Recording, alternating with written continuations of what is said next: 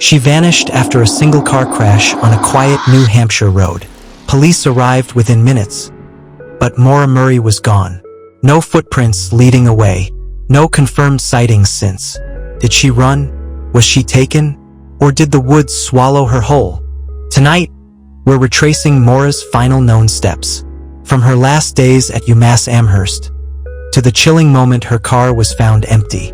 We'll break down the most credible theories, map out the timeline, and explore why, nearly 2 decades later, the internet is still searching for answers. To understand the night she disappeared, we have to rewind. February 2004. Maura Murray was 21 years old, a nursing student at UMass Amherst. Described as smart, athletic, but also under stress, juggling school, family tension, and a long-distance relationship.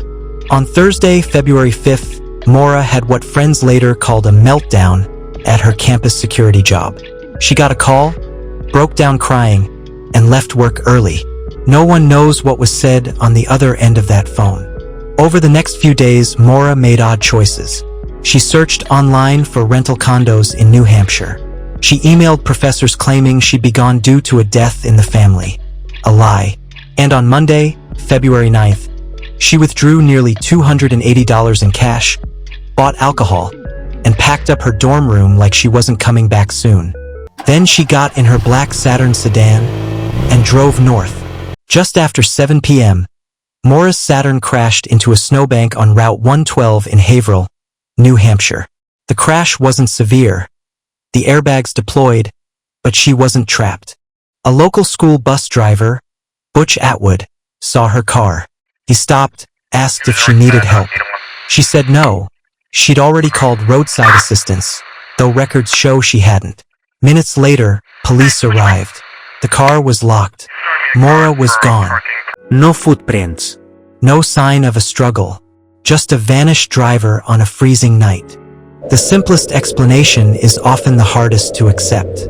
Some believe Maura, disoriented and perhaps intoxicated, fled into the woods to avoid police and died of exposure. Searches with dogs and helicopters covered miles of forest, but nothing was ever found. Others point to something darker. Was Maura picked up by a passing driver? The short window between her last sighting and police arrival leaves just minutes for a stranger, or even someone she knew, to intercept her. But with no witnesses, this theory remains speculation. A third theory, that Maura wanted to start fresh. She'd been struggling with school, her relationship, and legal issues over a stolen credit card. Packing her room and withdrawing cash could point to a planned escape. But if that's true, why hasn't she resurfaced in 20 years? And then there are the gaps. Unconfirmed sightings, rumors of a party nearby, alleged inconsistencies in police response. Each adds fuel to online speculation, but no solid answers. Maura's disappearance was one of the first true crime cases to explode online. Blogs, forums, and Reddit threads dissected every move. Documentaries and podcasts followed. Some argue this digital sleuthing has kept her case alive. Others say it's buried the truth under conspiracy theories. So where does that leave us? A young woman disappears after a minor crash. A 10-minute gap that spirals into 2 decades of questions. Accident? Abduction? Escape? Until evidence surfaces, Maura Murray's story remains one of America's most haunting mysteries.